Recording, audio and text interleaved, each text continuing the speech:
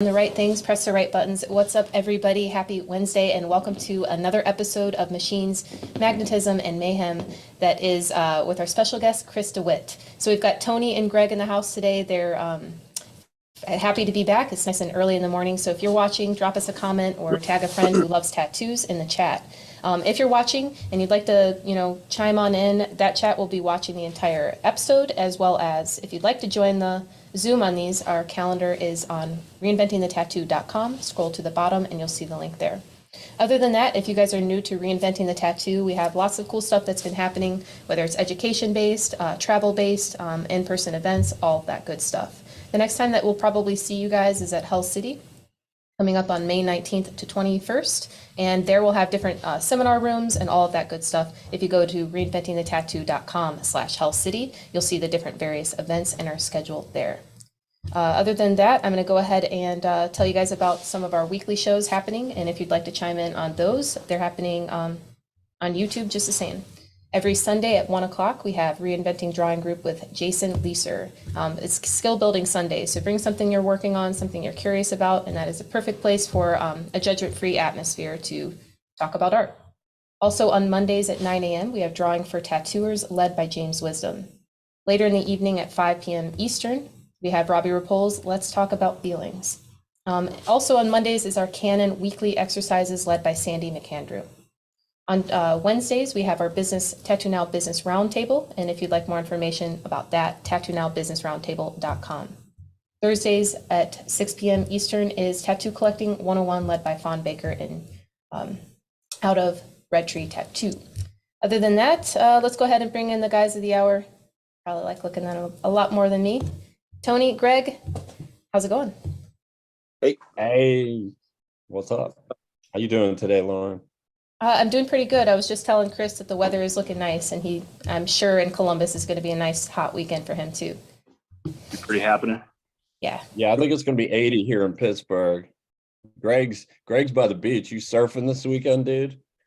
Hells to the no. Yeah. You want to get out there and get bit? Sharks, Running these walk-ups. I got a bunch of old National Flash, like old ass Flash, so I'm ready to rock. Nice. like when you go to a convention, don't put your own drawings out. Just put old shit out. People love it. Mm-hmm. I did like a Carrie Barba tattoo on somebody's stomach last month. Oh, cool. So I kind of miss Flash days. Like I used to love like Judy Parker Flash. Just that stuff is just so well done, and man, the good old days, huh? Yeah. Yeah, somebody stole my Judy Parker Flash years ago, like when I first opened my shop in the 90s. And I ran into her about 7 years ago. She was selling off all that old Flash again. Wow. So I ended up buying it all back. It was pretty cool. That's have cool. It all again. I should bust that out, man. I used to love her stuff back in the 90s, early 2000s, before Castles the and Cherry Dragons Creek era hit. Yeah, all that ink. All ink. Yeah, just pen and ink, dude. She's it was beautiful stuff. Cool. Yeah, a friend of mine, my friend John, he found this this book full of old Flash, and he's like, "Hey, I think this is yours." And he so I go over his house and I look at it. It's like I don't know, six sheets of original Aaron Kane Flash, like pristine condition. And I'm like, is this mine? I don't know. Like, where did you get this? This is mine. Yes. I have these 3 pages that they're huge. They're like 14 by 16. They're Guy Aitchison Flash. I only have 3 of them. It's like his first Flash that I've never even seen it before. It was when he was I can't remember the shop in Chicago he was working at, but Guilty I and don't know if this Innocent. stuff is really rare or what. Guilty and Innocent. I have his. No, it was before Guilty and Innocent. It was like when he was working at someone else's shop. It was like he's working with Mr. Max. And Matt Jack. So this was like Flash from then. Yeah, so wow. Check that out. Rare. Like I've never seen it anywhere else. Yeah, I have his. Remember the menstrual toaster poster? Yeah, I have that. Oh, cool. Yeah, I bought that in the 90s. And do you remember he used to send out a fold up flyer? It had all the Flash, his t-shirts, and the posters in it. Oh wow. I still have that. I saved that. That's awesome. It's pretty cool. But anyhow, we should probably get this show started. Yeah. Well, we started it, but hi, my name is Tony Urbanek. I am the host of Machines, Magnetism, and Mayhem. And my guest host is Greg DiGiacinto. I said it right. And Said it right. I still can't spell it right, but I Took said you it right. 15 years. And here we get together with other machine builders that are like-minded and crazy like ourselves. And we talk about Crazy. tattoo machines, obviously. We talk about magnetism, what drew us to what we do and what draws us to continue in our friendships, etc. And the mayhem of our lives, being fathers, being builders, traveling, running shops, etc. So that's what we do here. And yeah, it's crazy to have all of us in this room. Our special guest today is Chris DeWitt from Amoeba Designs. Chris is based out of Columbus, Ohio. He works at Riot Inc., Ohio.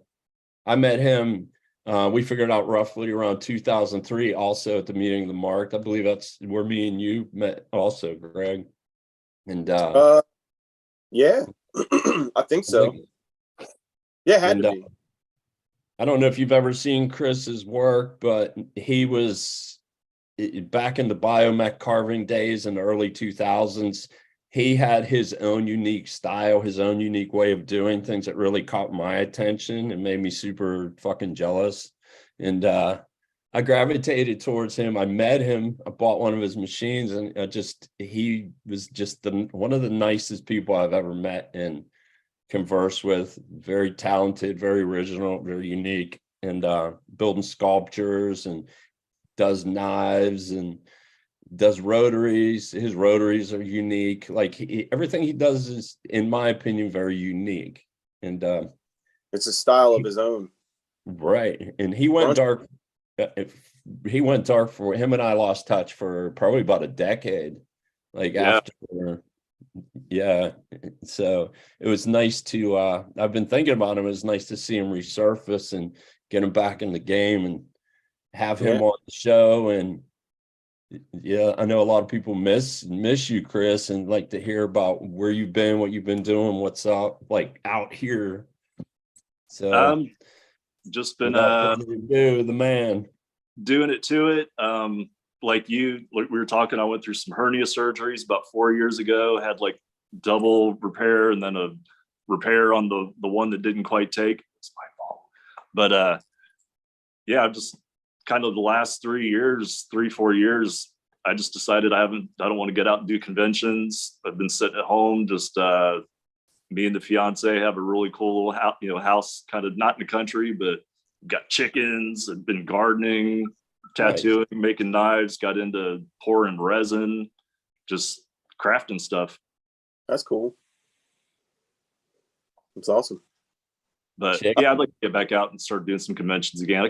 I miss it. I miss seeing you guys, miss seeing just getting that inspiration when you go to a convention and coming back home. Like Greg and I were talking a little bit ago, you come back home and then you procrastinate, Yeah. All these ideas, and get home 4 months later, I'll get to hurry it. up and get all hyped for nothing. And While you guys are talking, I'm gonna pull up some of Chris's work in the background for everybody. Yeah, pull up some of his newest stuff. He has some really cool rotaries. I know Helton wanted to be on here, Rich Helton from Blood Money, but he has a pretty bad cold. I talked to him this morning. And I know you guys are boys. He likes your stuff a lot, so he sends his regards. He's actually listening in. He might pop in briefly. Oh, that'd be cool. Yeah, Rich is an awesome dude. There. Wow. Nice. There's all your jigs. Oh, yeah. I call them redneck jigs.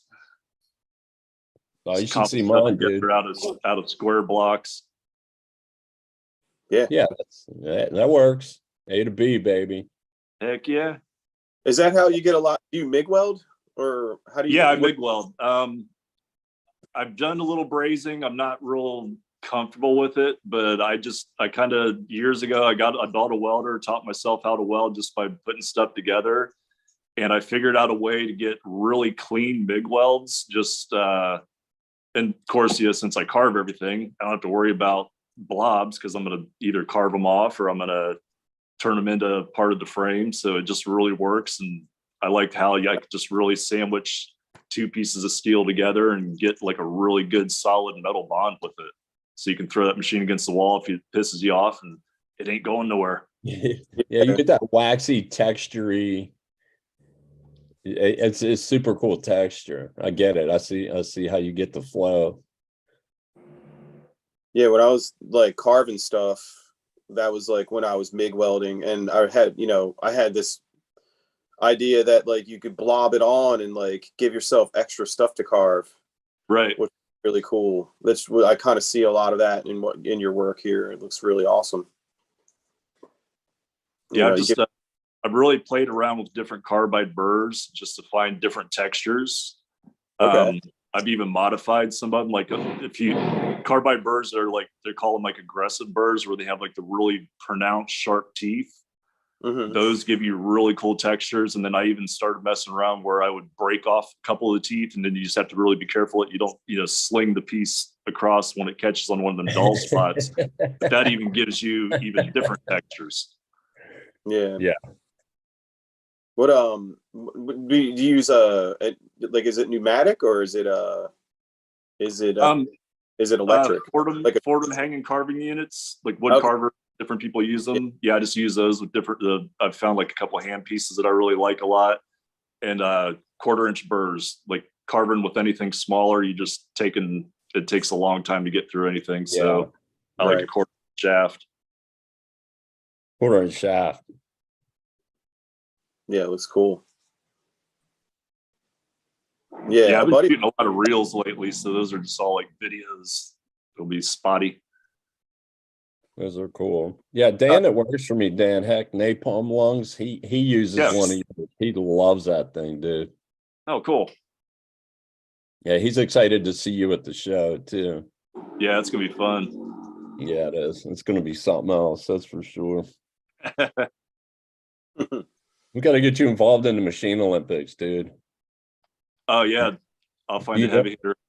Oh yeah, I told you about those. Dude, yeah, okay, that's not one of your machines. No, you see what I'm holding there? I have gotten emails when I started doing it because my hands are kind of wrecked from years of tattooing and building. I used to play bass. I can't tattoo with back weight now any more than 2 hours or my hand starts cramping up. So I've actually been using the Bishop. That really helps out. I can tattoo all day with it, but it's also, I'm studying. I'm going to make a pen. Oh, cool. I don't doubt that for a second with you. It's something I can carve up and, one off and see what happens. I think that'd be rad. Like your textures on a pen, dude. I'd take one for sure. Oh, no doubt. There's a lot of one. It's mine. We were just not that long ago how there's nothing that's ever going to replace like the feel of like a handmade machine versus like a pen, and like how much you can do style, in a style sense to like, a coil or like a direct drive or something like that.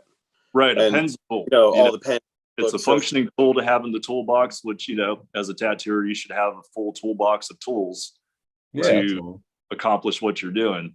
But yeah, it's hard to look at a pen as like something artistic. And if like, if you accomplish that, then you would fully prove me wrong. That'd be great. That's the plan. I've got a lot of research. I don't know any machinists. So like to prototype something, cause I don't have the machining abilities to make the thing myself, which kind of sucks. Cause like, with machines, I like to cut all the parts, drill them all. I cut everything from raw stock, as much as I possibly can. I like to hand make. With a pen, it's going to be a whole different arena. I got to like learn, CAD or find someone to design it. My fiance is a pretty good, designer with like CAD and stuff. So she might be able to do the initial design work, but then I'm going to have to have a machinist make it. And that might take some of the love out of it, but I'd like to do it to where like the housing and the grip maybe do it out of brass or stainless steel to where I can then take it and turn it into a one-off machine. Yeah. Yeah. Like a bulk. Do you- bulk it up. Have you ever carved aluminum? What's that? Have you ever carved aluminum? I have, and it sucks. It just Yeah. kind of turns gummy, and that's why, I wouldn't want to do aluminum. Yeah. Yeah. I mean, Yeah. I was curious, like, Hard on it tools, is the normal solid. stuff I use, like aluminum, just like I did a couple of frames for Market Needle Jig. He gave me some of like his little rotaries he was working on. I carved up some of those. I've carved up some old Dennis Dwyer aluminum frames for a few people. Carving aluminum is just not fun. I Yeah. was just about to say I've been working with Market Needle Jig for several months. He's working Oh, yeah, on some cool. stuff. Yep. He might be Mark's an down in awesome dude. Columbus for Hell City. We'll see. Yeah, I haven't seen Mark in Cleveland 3 years ago is the last time I've seen him, but I love Mark. Mark's an Yeah, he's a awesome guy. great guy. Mm-hmm.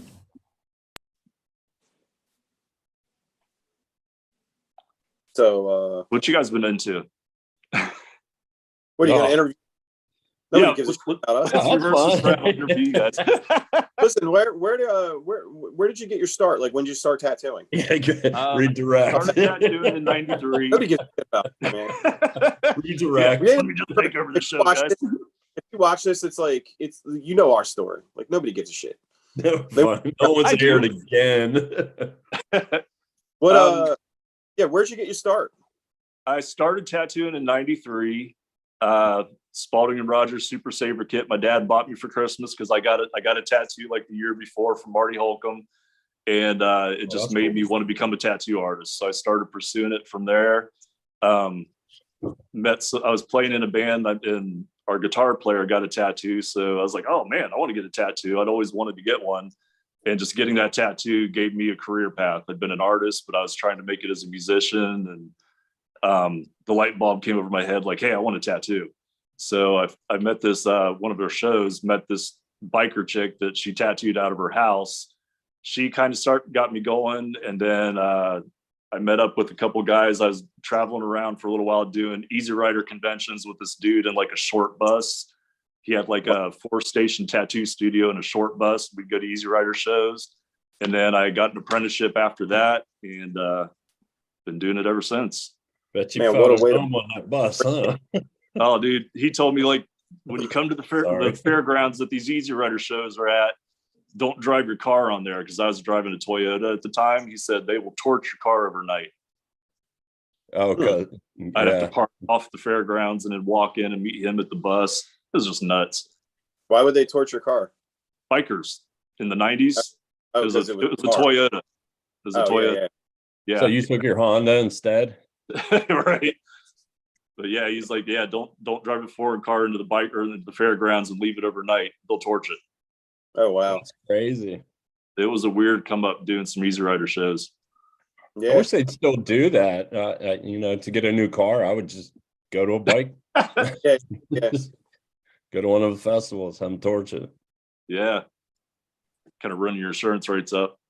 Yeah, that's crazy. Things are so different now from when we started in the 90s. Mm-hmm.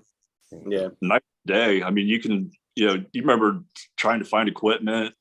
You couldn't, Your yeah. needles, you had to know someone sometimes to get ink. Just Mhm. was it Unique or Permapro? The guy in Texas, he just calls like answering machine and put your order in, then give him your credit card information. A week later, your ink shows up. Wow. Yeah. That Sketchy. guy made the best ink though. Oh Yeah, man, I think it was either one, yeah, Unique or- dynamic. yeah. Is Unique or Permapro, but Recording stopped. We're still good, guys. Was that me then? Must have been Mhm. mine. I'm not sure. That was weird. Yeah, we're still live. We've got a handful of people watching and Oh, cool. loving your guys' faces. Nice. Hi. Hi. Hi. When Hi. did you? Who was? You said you had an apprenticeship. Who did you apprentice with? a guy named Kevin Lee in Columbus. He doesn't tattoo anymore, but yeah, he basically there was a studio. This guy named Tim Miller. Tim Miller actually just died. He was Derb's mentor, And then Kevin bought the studio off of Tim. And then I went to work, or I started apprenticing maybe like a couple months after Kevin bought it off of Tim Miller. It was one of Columbus's oldest shops, other than like Marty Holcomb's shop. Oh, cool. That's awesome. And how did you get machines? Were they into machines or like? No, we had when I started, I had my two little, it wasn't the Supreme, as the Spalding machines. It was the, I can't remember the name of the ones came in the kit. And then we went to a couple conventions and I got a few national machines. And then I got a couple Philadelphia Eddie machines. We went to a Philly convention a long time ago, like maybe in like 94. And I just started I've always been a tinkerer. So I started looking at my machines like, wonder what happens if I change this. I wonder what happens if I do this. Cause no one at the shop really knew anything about machines other than you put some needles in it, and run the piece of flash. Right. Yeah. So I just started experimenting. Like I was doing these things where, I guess for a visual, okay, so say off your thing here, your rear spring, I would bend a spring and make almost like a curl, and then have the front spring come and meet that. So when it would come back, it would create this crazy ass tension and fire the armature bar back forward like twice as hard. And you could put a 14 there just and run it like a Sharpie. Yeah. Nice.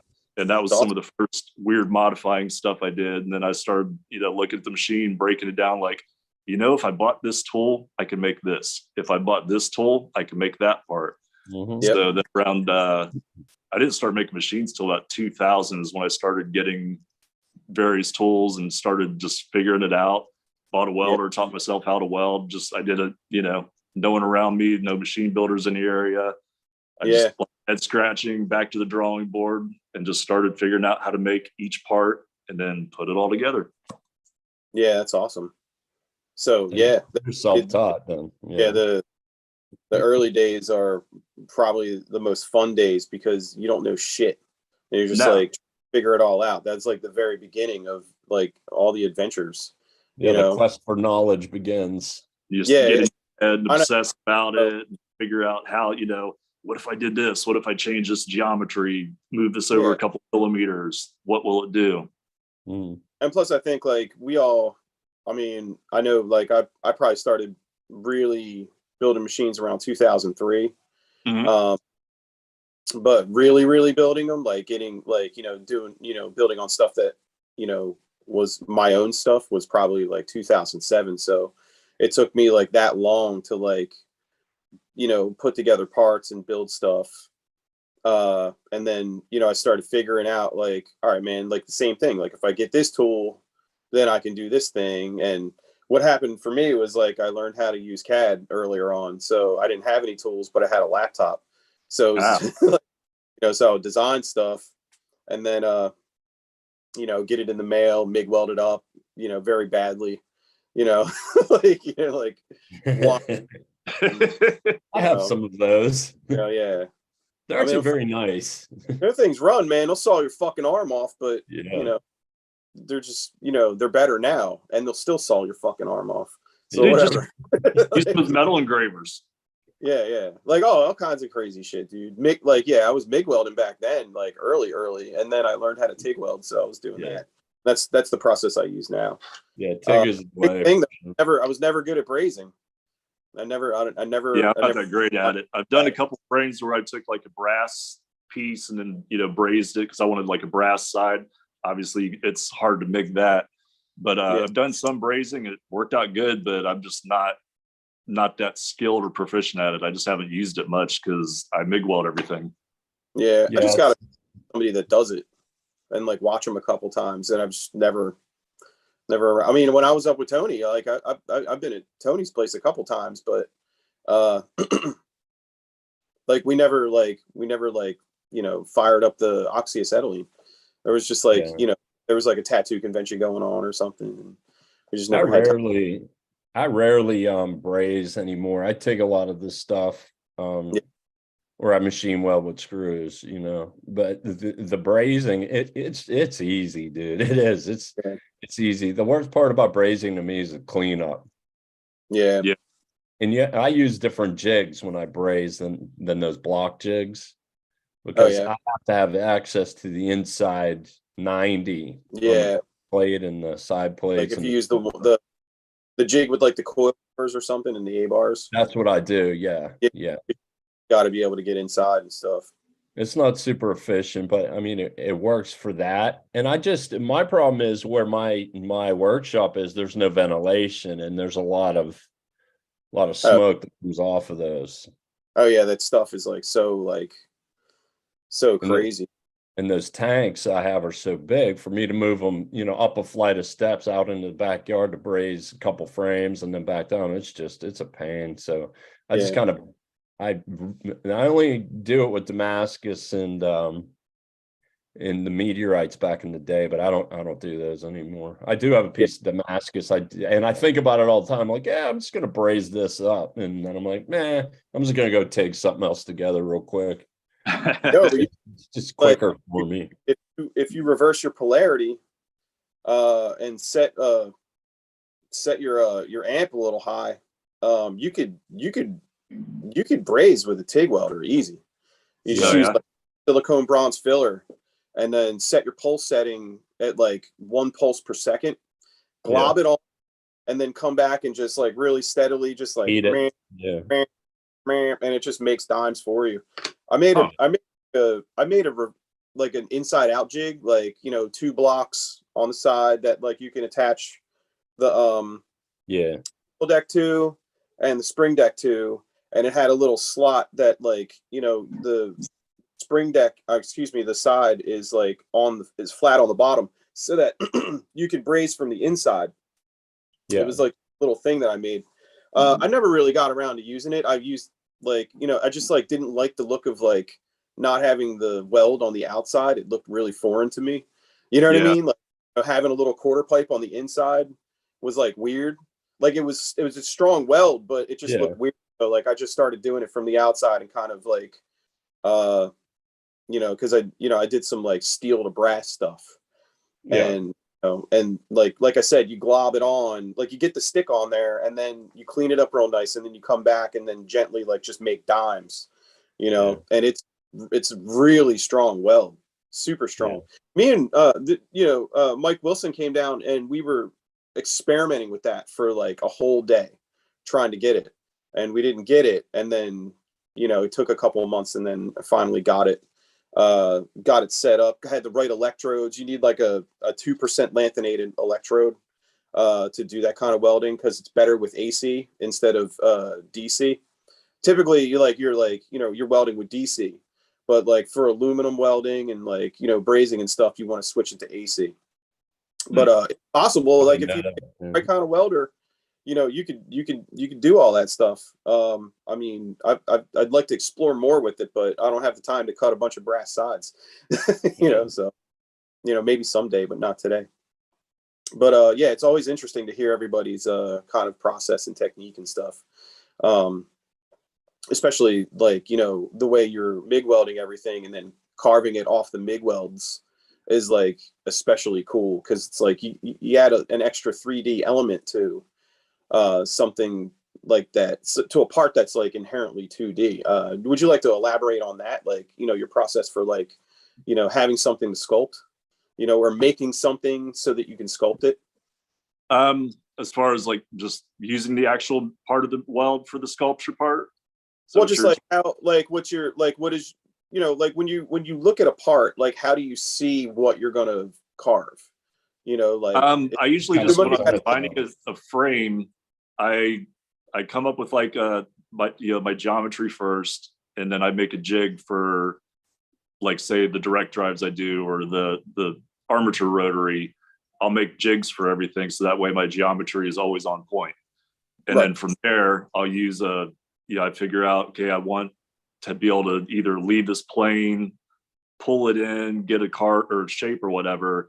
So I use material that gives me enough, space where I could either leave it as it is and it looks nice, or I could carve into it, but still have structural integrity in the frame, so I'm not getting thin anywhere. And then as far as the welding, I mean, sometimes I'll leave, I don't know what it is. I don't know if my welder's just on crack, but I got this welder that it's just a 110, and my buddy had the exact same welder years ago. We bought them about the same time, and mine welds twice as hard as his does. It's a Clark MIG welder, and Wow. I don't know, maybe just it came off the factory line on Friday when they were just trying to get out of there, and they switched some wires around. But I have put like 2-inch plate together with this thing, just welded it like it was butter. Like, so I don't know. Like butter. I just got lucky, It's you know, hot. my welder is just, you know, on steroids, but I don't get a whole lot of slag. It just, I don't know if it's just the way I figured out how to do it, but I get just beautiful little dimes that, That's you awesome. know, you might have an eighth inch of buildup, but it's not like a big goopy mess. Yeah. And just super hot, penetrates really well, blends everything together, and just makes almost like a one solid piece of a frame out of 3 pieces. That's cool. Awesome.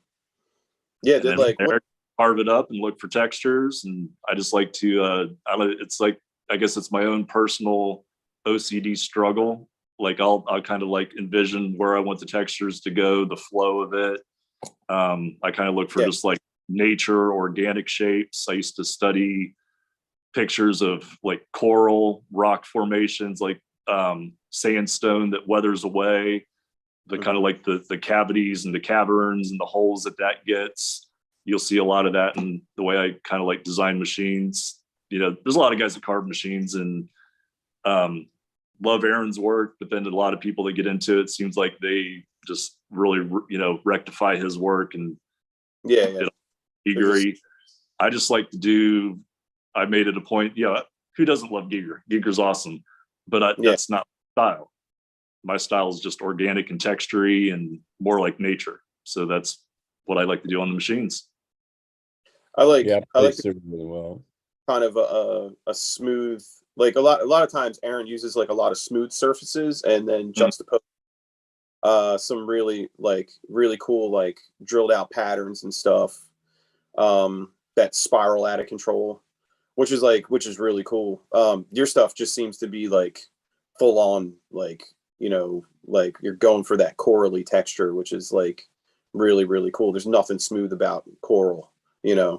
I mean, smooth, like, you know, like you probably, you know, you make your shapes and stuff like that. You carve it out, but, and I'm sure like you I don't know how you smooth it out, like either put it in a tumbler or, you know, smooth it out on a wire wheel or something. But sanding sponges, hand sanding. Looks a lot really of times cool. Like if you get kind of skip, I've got a bunch of different burrs that I use. Like I do real aggressive burrs to get the initial textures. And then after that, if you use like a cross cut, kind of like finer tip burrs, big ovals, like the eggs that have, you know, minimal teeth, kind of run that over the surface and knock off sharp edge. And then, you know, use your hand, feel it. If you feel anything sharp that might catch on your glove or whatever, take sanding pads to it, bring that down. I want them to look nasty, but you should be able to run a glove over it and not catch, you know, snag on anything. They can't be sharp. Right. Yeah. What, now here's a fun question. And this is a question that like every tattoo machine builder gets, is like, how long does it take to make one? You know? And like, you guys are laughing because, you know, it's like, you know, like you got time invested. Like me, I'm making like, you know, 10 sides at a time, 10 bases at a time, you know, like, and I guess the individual, like putting it, you know, putting it in a jig, welding it, you know, painting it, you know, finishing it, stuff like that. But like you definitely go the extra mile. So like, what's the, you know, run us through like the timeline of like what your process would be like, you know, probably start to finish. If you could, if there's a way you could do that, you know. I can try, because a lot of times if I'm working on a machine, I'll work on it for a few hours and then the OCD takes me elsewhere. So, you know, a lot of times, like if I get an order, I tell people 2-3 weeks turnaround, and I try to get it done quicker. But, you know, if I'm tattooing on a day, I usually don't do anything machine wise. So I have the days I'm not tattooing to work on stuff and get into OCD. But I just basically, I try to keep a stockpile of parts laying around. Like if I get an order for a machine and setting up the drill pieces after I cut them on the bandsaw, I'm like, well, I might as well do 10, drill 10 pieces with each drill size, and then set those aside for, you know, the next time you get an order. So they're like, hey, I'm ahead of the game. Start to finish, you know, cutting out parts, drilling it, shaping it, then welding it, and then from there carving. And then I get to OCD on what I'm gonna put on the motor or the coil cores. You know, like one thing I've always done is I've repeated designs based on request, but I've never made the same machine twice. Everything I've done is a one-off. And that's just like, you know, my own little weird mental thing. I don't want to repeat a design. Kingpin actually wanted me to do some machines for them years ago. Got a machinist, got him started making me, you know, based on a design of like a prototype or an assembly of the frame. And he got me 10 machines or 10 frames together, started putting them together, and I hated it because they were all the same. They were going to be, they didn't want it, you know, Kingpin didn't want anything carved. They just wanted something they could put in their catalog. So I just decided to back out of the project and not do it. Wow. Yeah, me and Tone, like way early on, before I don't know if you were even doing castings, like we had that conversation, and in my mind I wanted to be able to repeat things. I wanted to be able to do the same thing over and over and over again, because it's difficult to, like, you know, do like 20 machines and make them all perfect, you know, like all the same. So that was my goal, was to like do like this production kind of stuff. And I remember distinctly Tony was like, yeah, man, it's like, that seems super boring. Oh, it was. And then I think it was the highest count. It was like 237 machines I built when I was with Kingpin. Then immediately, and I was like, fuck this. I don't want to ever do this again. I don't want to ever do it. Like, I don't know. I like that kind of feeling, like, you know, being able to make fun. It's different now because, like, you know, if I'm repeating anything, it's like low numbers. It's like 10, you know, 10 of one side or something like that. But I mean, I was getting like 500 casts at a clip dropped, and then I'd have to spin up 1,000 coils, and dude, it was just, it's when you're a creative type and you like doing one-off creative things. It's like you could just feel this fresh, like, oh my God, I have 220 more to do. I got 219, and it just sucks. It just was this pressure. And I was very determined to have them all consistent, run the same, have the same weight, same balance, same look. So everything is consistent. So when you picked one of mine up, that's what you expected. That's what you got. Somebody said, I got one. This is how it runs. This is how it's going to run every time. So I had numbers, I had weights, I had specific materials, everything that I had to work with. And I just felt like I couldn't create anything else. It was just like now a factory of one man. And that would drive me nuts. Insane, dude. So when I quit Kingpin, I was like, you know, the money was great, but sometimes it doesn't mean shit. Like today, it doesn't mean shit. I don't care about money.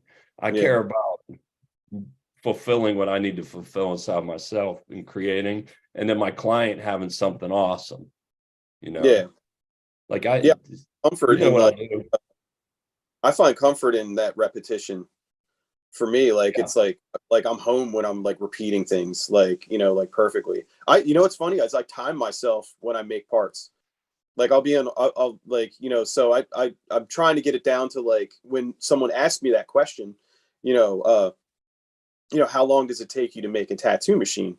Well, I'm sitting here making coil cores, and there's, like, you know, 3 processes to make a coil core. There's like the rough cut, there's the face, you got to face it, and then you got to drill and tap. Do you neuro yours? What's that? Do you neuro yours also? Put neuros on them? I just glue. Just smooth them. Okay. I like to glue it because I like to get that the coil washer as close to the surface of like, I like to get the wire as close as I can of the core when it As magnetizes. much wire as you can on. Yeah. Yeah. Well, I mean, just like, yeah, I like to, like, if you knurl, you're going to press fit it and you're going to get like, I don't know, like a 1/16 of an inch on the surface of that coil core. And I like it to be like, I like it to be like 20 thousandths. Like, I don't like a coil core sticking out that hits the armature bar, but that's neither here nor there. But when like, you know, when I'm timing myself, it takes like 1 minute to do this process, a minute 30 to do this process, a minute 30 to do this process. So it's like, oh, okay, 4 minutes per coil core. You know, like. So do you log that all into like a spreadsheet? No, but I have a lot of it written down. Like I really try to like I'm, you know, you're talking about OCD. Like, you know, I think machine you're talking to builders the guy have who invented it. whether you're diagnosed or not, machine builders, I think we all have OCD in some form. I think it's I have just steps I need to do. It doesn't bug me if I go out of step, but I prefer to be in step with, you know, when I'm making things. It just seems like it makes everything go smoother. Not me. not me, dude. I could be in the middle of finishing a machine, like, yeah, this is great, and I'll be like, ooh, shiny, I'm gonna go work on this one over here, see you later. Like, I've got multiple projects in my workshop. Just there's stuff everywhere. I know where it is. Like my workbench is like, I've never had a clean workspace ever. No, I like everything. Just it's almost like, instead of being up on a shelf, let me just have it on the workbench so I can just grab it easy. But my brain remembers where I left everything. Isn't that like, crazy? oh, I need this tool. It's over there underneath that book and the flash and a bunch of dust and some old sanding belts. That's where I left it. Yeah, I call it organized chaos. Yeah. It's like muscle memory, but it's your brain, you know? Mm-hmm. Yeah, like, I don't know, like, I don't know. Especially in the last, like, I think the last maybe 8 or 9 years that I've been doing all handmade stuff. It's 10 times worse because there's so many things that could like go wrong in the process of making a tattoo machine for me now. But there's a lot of like, you know, I know this from drawing, like, you know, you draw something a certain way, you're drawing it and you draw it the same way. Let's just say you draw a rose, you're drawing it. And then, like Tony said, that shit's boring to draw the same thing over and over again. So your hand deviates. And then when your hand deviates and when your mind deviates from like the normal process, that's how you come up with those like aha moments. And, you know, like, happy accidents can happen. I mean, try something different and you're either going to get a shitty outcome or it's going to be the next best thing that, you know, here's a new obsession. Let me just get into this. Yeah. Yeah, the next new thing is always thrilling. That's for sure. For me. That's how I think you develop style over time too. Is like, you know, you're doing something over and over, mastering it, and trying to incrementally move on to master something else. Right. And then what about that is like, you can go years doing the same thing and switch it up, do something else, and it opens up a whole new avenue for you. And that's what keeps it fresh. That's like what keeps tattoo machine building fresh for me. You know, you figure out something, you're like, oh yeah, what the fuck was I doing this whole time?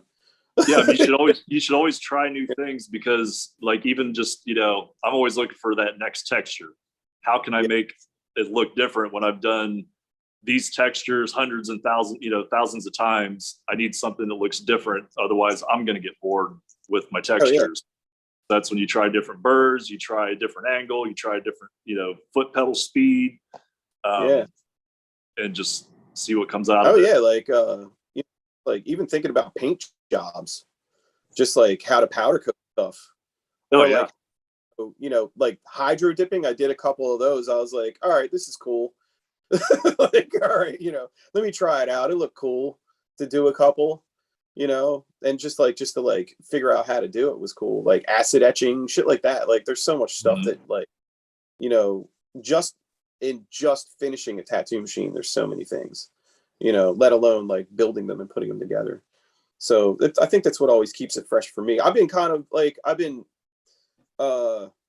lately, I haven't been really building stuff for a little while. It's springtime at the shop and, I'm doing a couple conventions, so I was doing other things. I've been making a lot of pigment since like Thanksgiving. I've been making gallons of fucking pigment. So I'll have a lot of stuff, maybe like, late summer, early fall. I'm still making stuff. Like every time, I picked up like a 5-gallon pail of carrier and stuff like that, like trying to like figure stuff out. So I've been like, working on that for a while.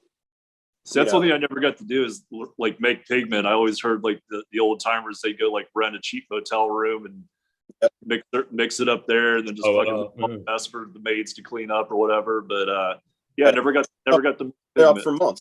Yeah, like I got I have an apartment. Like I'm in, like I have 2 apartments that like our house is like an over under duplex, and the apartment upstairs has a kitchen, and that kitchen's fucking obliterated right now. It's like it looks like a scene from Dexter. There's like plastic all over the floor.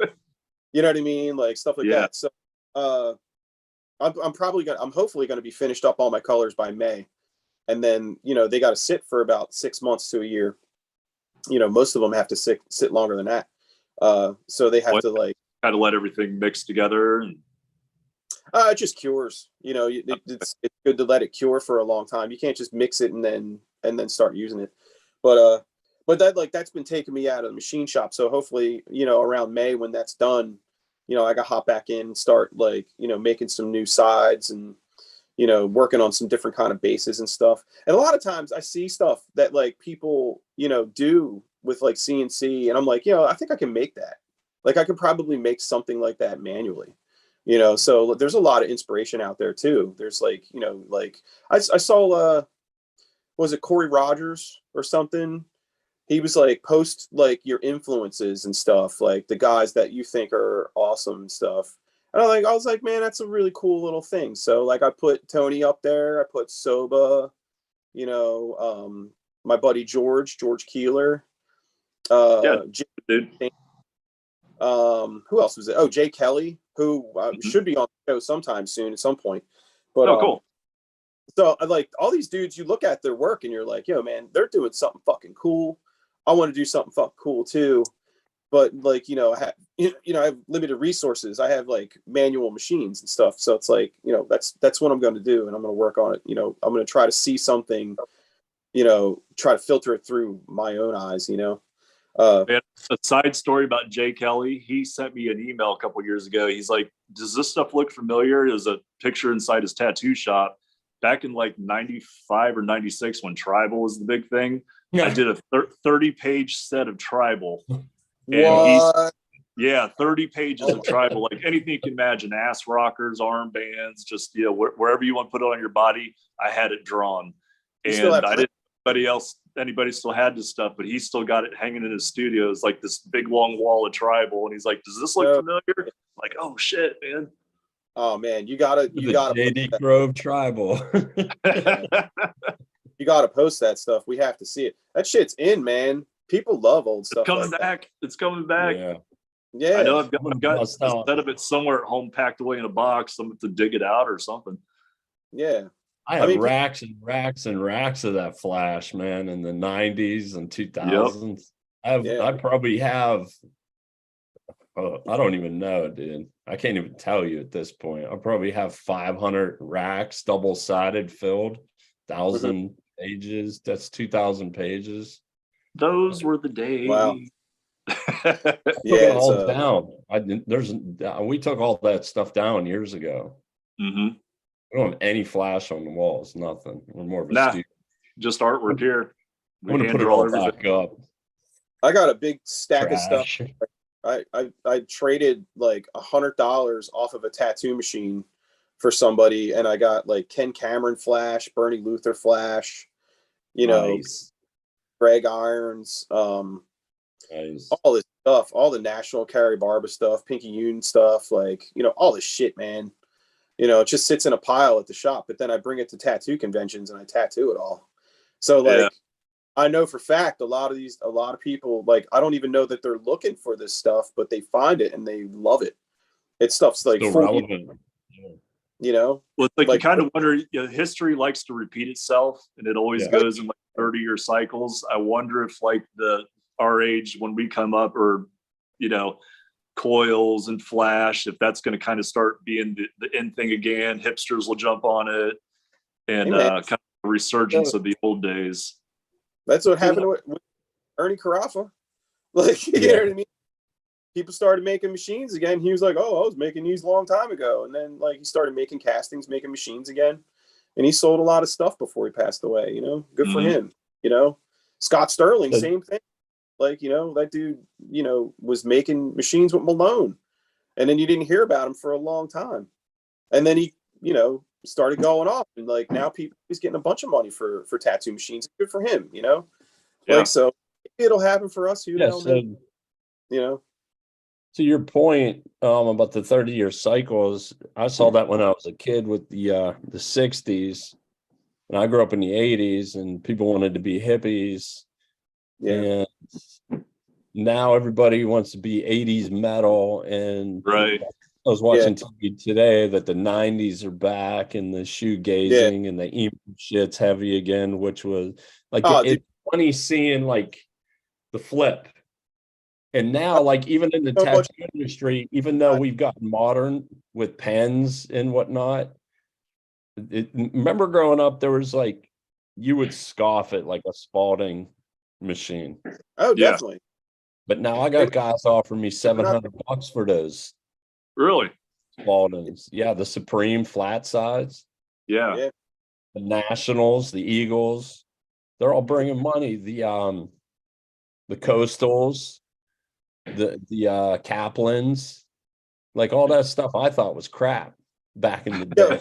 National was good, but you know, in my mind, I'm like, this is crap, because I was using Mickey Sharps and whatever, and people were just buying them for like pennies on the dollar, throwing in a box, and now they're sought after by these young kids. They want to buy all that stuff. I mean, you know what I want to find? So going back to, like, I guess maybe what got me into machine building, I had, you know, your basic Mickey Sharps, you know, your National stuff like that. I came across, I can't remember how I got it on, if it was like a trade or what, but it was one of those spider web machines that had like, they were cast, but it had like the buffalo nickel on it. That's what sparked my passion to, I was like, whoa, a machine can be a piece of art. And that's what I think what spearheaded me getting into carving and turning machines into little works of art. Your machines lend, you know, like you can tell that influence in like the stuff that you do. Like if you look at like one of those spider web machines and look at one of yours, like it's like you could see a lot of the same kind of moves, even though I know that machine, I'd sold it years ago. I wish I'd kept it. I have like 6 of them. What do you need? Yeah.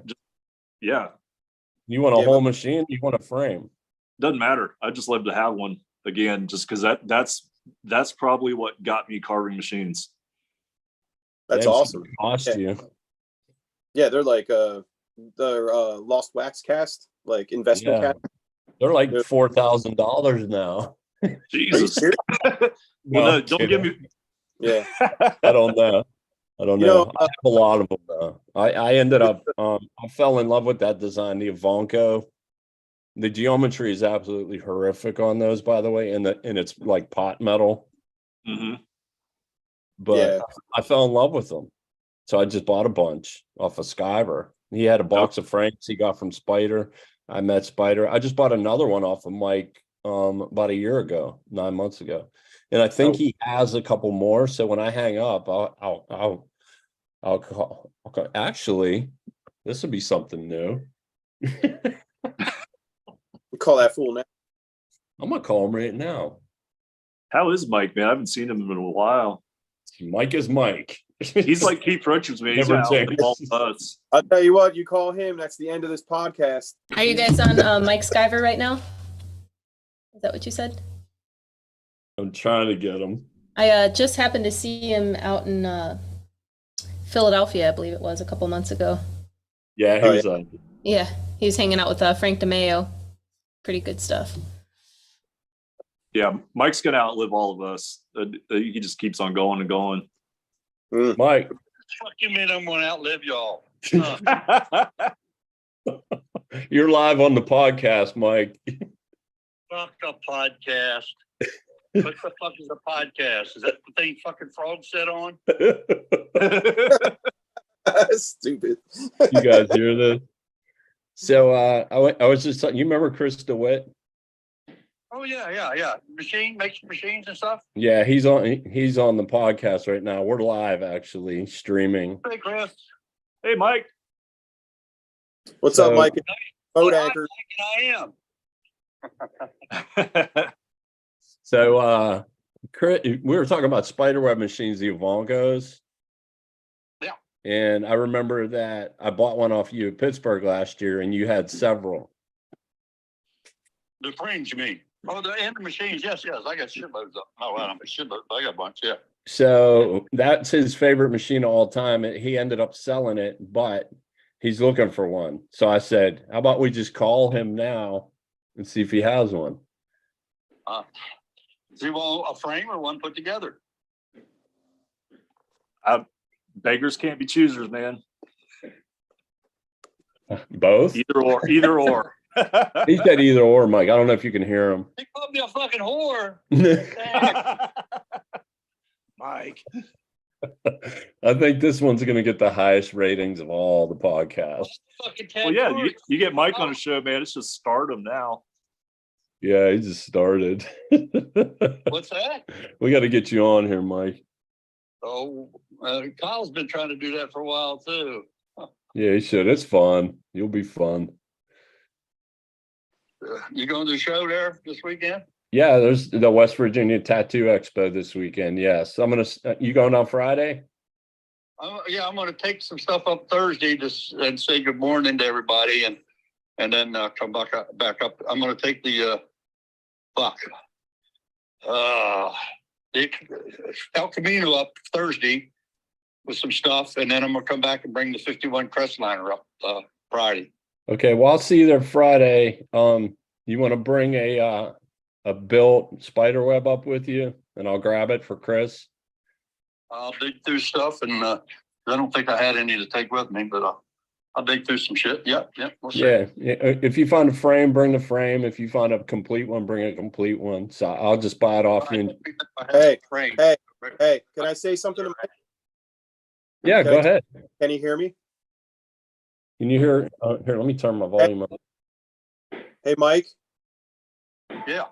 Hello. Hi, it's Greg DiGiacinto, Boat Anchors. I just wanted to say I love you and I miss you. I haven't seen you in a long time, and I hope you're doing well. I'm waking up not looking like that fucking Tony Urbani, so I'm doing really good. I guess we're all doing it. You guys are all good. Maybe. But yeah, I definitely know I have some frames left. I've got Johnny on the other line. He says, what's up to Tony and Mike, by the way, if you guys can hear me. Hey. Out of West Virginia. Who? Johnny out of West Virginia. Hey, Johnny. Johnny B. What's Tony up? says, what's up, Johnny? Good to see you, man. Good to see you this weekend, man. All right, I'll see you down there. Oh, is Chris coming too? No, Chris will be at Rubber City, though. Oh, okay then. All right, then I'll see you third Friday then. All right, Mike, have a good one, man. You too. Hey, Mike. Later. That was fun. Yeah. Mike. Yeah, I love that dude. Love That dude is absolutely irreplaceable. Mhm. Irreplaceable. No one can be Mike Skyver except for him. Irreplaceable. Oh, I love him, man. He's done wonders for me. Yeah, dude, he's amazing. Super good guy. Yeah. What I've kind of noticed about like our generation of tattooers, we have our old timers that we look up to and respect. There's so many people in the industry now that I don't think they're going to have like the same old timer lore like us. We're becoming the old timers. I don't think it's going to be the same kind of lore as what we have in respect for our old timers. It's just there's too many of them now. Tattooers were spread out. You had like one major tattooer per big city that, here's Marty Holcomb in Columbus. Cincinnati was Dana Brunson. You had like dudes spread out because there weren't that many tattooers back then. Now there's just, our industry is just huge and there's way more tattooers. So you got your people that stand out, but I don't think they're going to have like the same respect level. Like, oh man, Mike Skyver, this, and once these guys are not with us anymore, people are kind of looking more towards the future. Like, oh, this guy's doing the best work now. I don't think we're going to have like the same old timer love. 20 years. If you're doing tattooing as tattooing, if you're viewing it like, oh, this is what happens in tattooing, then there's probably a good chance that you'll have people to look up to, and like to tell stories and stuff, and kind of bridge that gap between the past and now. But if you're looking at tattooing, this thing that we love as an industry, there's a better chance that you're not going to give a shit about like anybody in the past or anything. Like, I feel like there's like, I don't know if there's a distinct line, but I think that word industry is like not something that is synonymous with tattooing. Tattooing to me is like my family. It's people I love. It's people that I love to see what they're doing. I like to keep up with them and all that stuff. But like the industry side of it is like not for me. Well, I think like our stories, like the old timers we have now, you're going to have way better stories. Like, hey, we did this, blah, blah, blah. Like, the tattooers that are out there now, it's like the stories are going to be like, well, I did my apprenticeship and came out of the gate, never made a needle. I've got the best equipment available to me on the internet.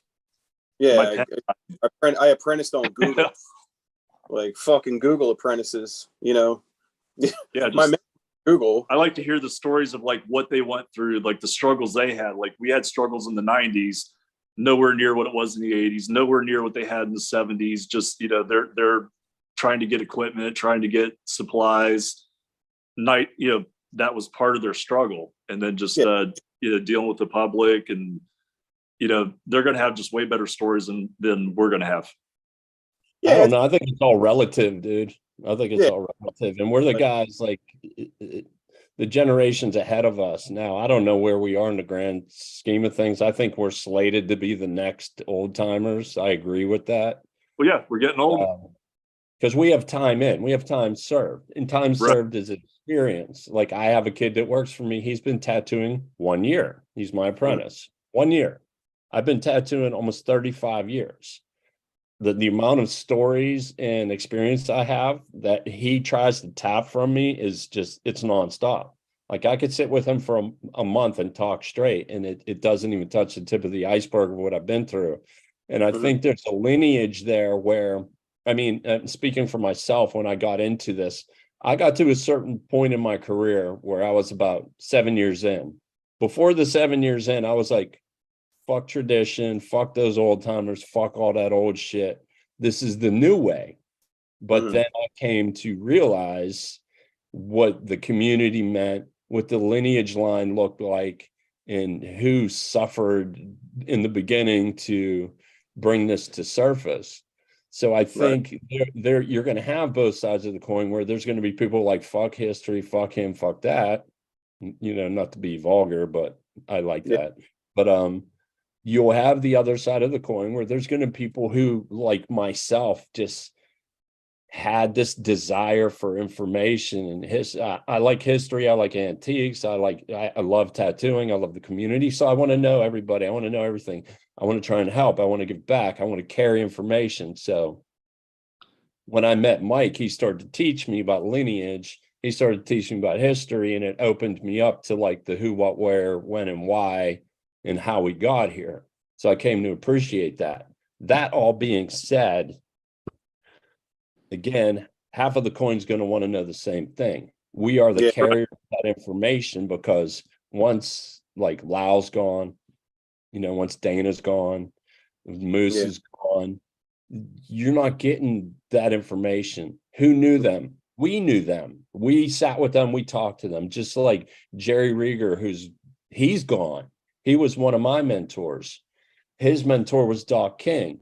He knew Doc King. Doc King died before I met Jerry. So I got to learn about Doc King. Jerry spent time with Paul Rogers. And I went down this whole lineage where I wanted to know and meet everybody who knew Paul. I just had this obsession compulsion. Like, I got to know, I got to know. there will be guys like that are like, oh, this is a Chris DeWitt machine.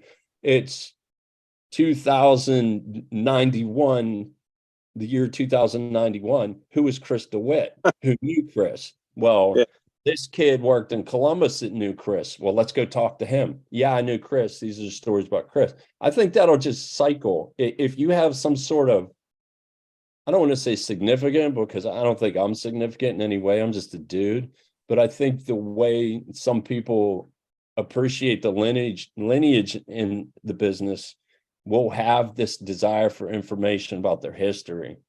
Well, I just wonder if we're going to have like some of the, like from our generations. I mean, and even like the newer tattooers now, like our old timers, we got some characters. Like Mike's just awesome. Like I remember, and being at conventions, like running into Philadelphia Eddie, walking around with his two screwdrivers, his hair. Yeah, we were in a urinal next to each other, and he fucking like spilled one of his screwdrivers down my leg, and I was like, "Oh, that's fucking awesome," Just he was a character. Just I wonder if we're going to have some of the old time characters, because they came up in hard times that we haven't experienced, and then especially the newer generation tattooers haven't had to go through struggles of like making your own needles and finding equipment and stuff like that. So they're going to have their own different stories, but I don't think they're going to have like some of the bright characters like Mike. Nah. See, I disagree with that, because I know guys now that are in the game for like 5-7 years, and they're just, I'm attracted to their character because they're just so fucking ridiculous. Because they're character, and they've had struggles. They're, like you said, they're different. Right. I'm not trying to argue the point at all, but I just think.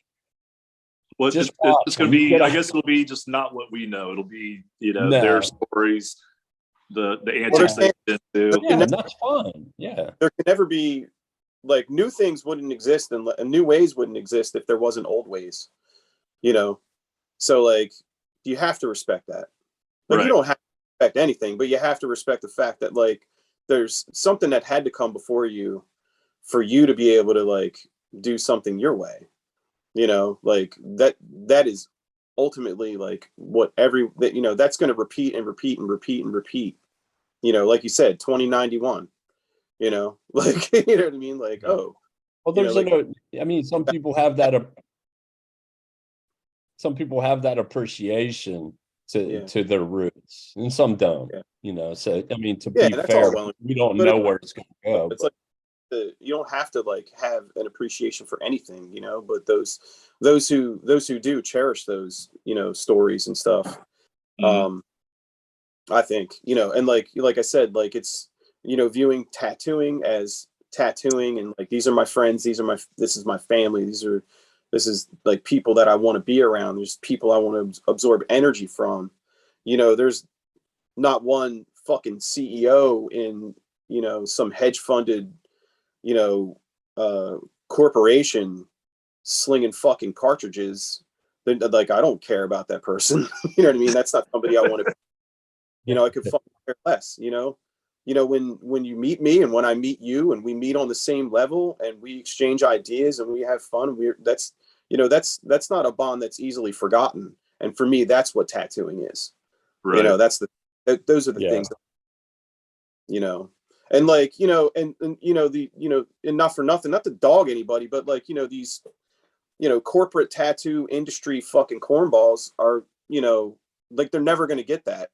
And then when they suck tattooing dry, they'll just move on to the next industry to bleed, and good for them. Mm-hmm. And like, maybe those people aren't the ones that people should look to find some kind of lineage and like, maybe, kind of look to the past and like kind of look at it in a way where it's awesome to think about where you came from. Those people aren't going to be around. Those people will move on to something else, but there's people like us that'll always remember and that'll keep the torch burning for the next generation.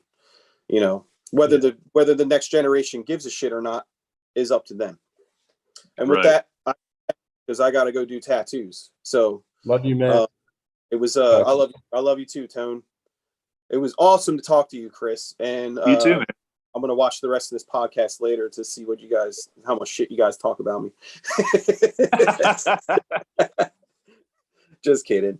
But thank you so much for being a guest. I'm sorry I got to hop off early, but you know, duty calls, so I got to roll. Take care of business. Where can everybody find you? Well, shit, man. You know, I make tattoos at my shop, Mr. Blue Sky Tattoo in Egg Harbor Township, New Jersey. If you want to get something cool, hit me up at Veritas MFG on Instagram. If you want a machine, let me know. And I'll be at the Saratoga convention this weekend with a fucking pistol case full of burners. So let's fucking get it. Yee-hoo. You know, so, and that is that. So, you know, I'm going to hop off. I'll see you guys later. All right. Have a Later, good day. man. Be Later. easy. Peace. Peace. You know how to work that thing. So yeah, what's next on the agenda for you, man? Like, what do you got planned in the future? I know you said you've been dormant from conventions and the public eye for years. Yeah, like, you disappeared off the radar. Kind of getting through our COVID times, just, you know, doing stuff, got into farming or gardening, chickens, got into pouring epoxy resin, got into making knives. I'm just, you know, a lot of irons in fire. Yeah. Jack Yeah, of your all knives trades, are master killer, in the- dude. What's Yeah, that? I love your knives too. Like how you incorporate your style into everything. They're beautiful. Yeah. Is that the one you're bringing me to the show? You want this one? It's just my personal carry. I'll give it to you. No. If you make me one though, I'll take one. I'll definitely buy one off you. I support you, man. That would be amazing. I'm a fine knife collector myself. Okay. Actually, my stepfather bought a bunch of like one-off knives from the 70s from these, they're like famous knife makers. And he passed away last year and I inherited his like 90% of his collection.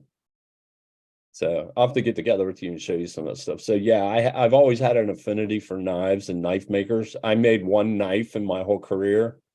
And it was terrible because I don't know what I'm doing. Hard. It is a hard thing to do. He was good at that. Was Ernie Della Peruto. He was his pin work was just stupendous, dude. Mm-hmm. Yeah, and he incorporated that into machines, which is pretty dope too. But yeah, once what I else? started getting into knives, like I talked with Ernie a few times when I first started getting into knives because I knew he made them, and he kind of turned me on to some different things. But then once I started like really looking at knife makers' handle work, and I was like, oh, it's just Ernie's just doing that on his machines. Cool. Yeah, isn't that cool? Yeah. Yeah. So what else you up to? All that stuff now, but yeah, it's cool when you have tools like that in your arsenal because you can incorporate it into machines. You can incorporate something you learned from building a tattoo machine into your knife making, into your hot rod building, into your painting, into your whatever with that creative mindset. Right. Just gives you new tools in your arsenal, a couple more tools in the toolbox to achieve what you're kind of obsessing on at the moment. Right. So you're farming, which I got into that. Well, I call it farming. It's on an acre yard, but you know, we've dug gardens. Still farming. Yeah, that's a lot of work. I think that's a lot. Yard keeps me busy mowing it. I had a 20 by 20 garden that I was growing on, man. That was like a full-time job. Yeah.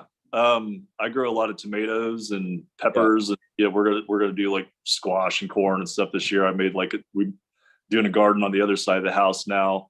But I like I eat a lot of salads. So I like to just basically get a bowl and walk out there. Like, I'm like, okay, pick this. Here's a tomato. Here's a pepper. Just this, that, and just go out and pick my dinner. Yeah, that's how my girl is with tomatoes. Like, I'm not a big fan of tomatoes. But really? I grow them for her. Like I've obsessed on them just so she eats them like grapes. Like I grow those the cherry tomatoes and the grape tomatoes. Okay. And I'll go out there and pick 40 and put them in a bowl, and I'll come home from work and they're gone. She loves it. So I do it for her. Yeah, it's cool to see something like come from nothing and produce and people enjoy. You know, it's the creative mindset I think that triggers that in my head. So I enjoy it. Yeah. And it's cool. I go out there with my headset in and I listen to jazz and I groom and do all this stuff, and it's kind of relaxing. A lot of weeding. trimming. Yeah, it's different. So what's next, man? Like, you're tattooing. I know you haven't done a convention in a while. I know you're coming to the Rubber City show, which is going to be fantastic. And you're going to be posted up with Rich Helton at Yep. the Blood Money booth. So Yeah, I don't think I'll be doing any conventions before then, but I'm just going to start making some stuff. I have a few machines with me. Kind of looking into, I'm researching, like I was talking earlier, maybe getting a pen going. yeah. There's a lot to learn with that, though. Like I said, I can't do any of the work myself. I'm going to have to find a machinist to make my designs and prototype.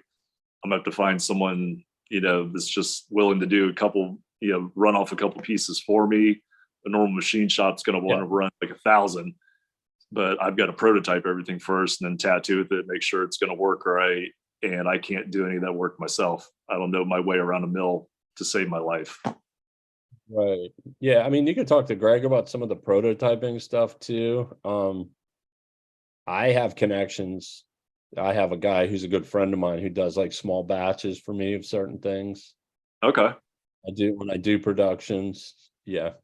So I get you in touch with him. But let's see what else. Are you still doing sculptures? You still painting? Haven't really done sculptures as much. Kind of knife making took over the passion for a bit. And I was looking at some of my Instagram stuff. I haven't made a coil machine, I think, in like 4 years. Just people order stuff from me. It's rotaries. I'm not allowed to talk to you anymore. Well, no, I'm missing making coil machines. I've got a couple of frames that I've buzzed together. I'm going to start just, no one buys them. Like, I've got a coil machine in my box that I made in 2015, and I didn't really carve it up much. I just kind of did it more plain looking. It's like an old style frame and just kind of plain. No one wants it because it doesn't look like one of my machines. Yeah. So like that, when I think of a DeWitt. So like even when I do a coil machine, it's all carved up and crazy, but I didn't do this one that way. So I'm just like, well, I just got to stick with my own style and carve it up. I'm even thinking about just taking this machine apart and redoing it, carving it up, make it more my style. But yeah, it's really cool. But I'm missing making some coil machines. So even if no one buys them or wants them, I'm just going to make some coil machines. I might do another style of rotary, another direct drive. Keep it fresh. Gives me something new to obsess on and work on. And I mean, I think if you do a mixture of both and bring them out, you're going to sell them to people, will definitely dig on your rotaries. And there's a resurgence of coil guys, specifically liners, out there, because in my opinion, nothing can beat it. Like time-wise, efficiency-wise. I mean, it's cool. You use whatever works for you, but I've noticed a lot of people turning back and getting into either, I don't want to call it nostalgic, but the efficiency aspect of a coil liner and the artistic aspect. Like, dude, your machines are cool to look at and they function fantastically and they last forever compared to a little motor that'll burn up in a couple of years. Right. So, price point wise, $500 for a coil, $600 for a coil versus $1,500 for a pen that's going to cook. Mm-hmm. I comparison wise, Mike dug those Paul Rogers machines out of the fire and gave them to me, and they fired up. Granted, they needed cleaned up and tuned, but they fired up. And they were from the 80s, early 80s. I have stuff from the 50s, coil-wise. They still run. My Jensens, they still run. I got a machine from the 30s. That still runs. Like, think about that. That paid for itself a zillion times over, man. Oh, yeah. So, there's definitely a market. People they're buying them still. They buy them from me. Ugly, clean, carved. They still buy them. But there's more... Like, ultimately, I go through my machine steps because I want to get to the carving point. That's my most favorite thing to do on machines is the carving. So finishing. There's more room on a coil machine to carve than there is on a rotary frame. So if you get that pen up, like a bulky pen up, that'd be I'm excited to see what you do. All right, you want to add any last comments? It's getting to be about that time. No, I'm just looking forward to seeing you, man. It's been a Yeah, minute. you too.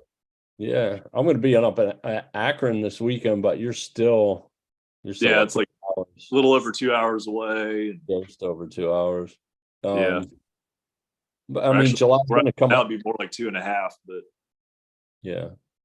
So July will be coming up quick. July Yeah. 20th and 30th. You're going to be up there all weekend?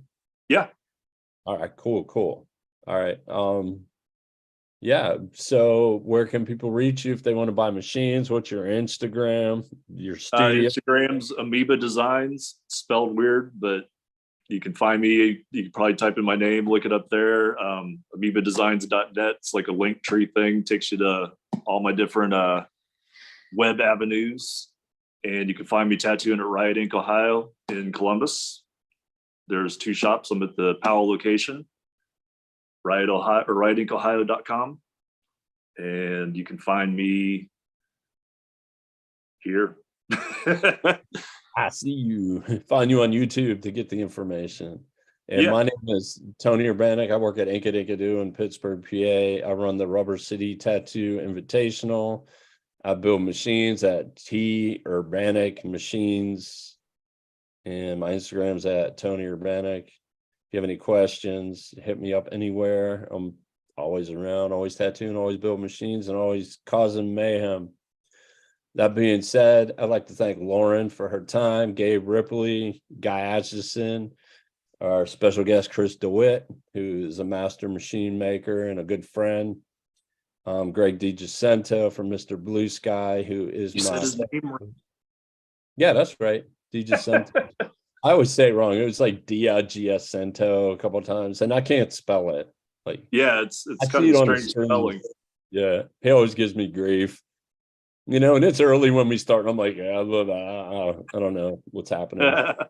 But we were supposed to have Mr. Rich Helton on today. He unfortunately had to cancel because he has a bad cold and he didn't want to hack over us all day, but he sends his love. Hope you feel better, Rich, and appreciate the network of Reinventing for letting us do this thing. Until Indeed. next time, machine thumb, baby. And we'll see you later. Bye, Chris. Bye, man. I'll talk to you soon. Right on. Hey, Chris, before you hop off, Yeah. I will be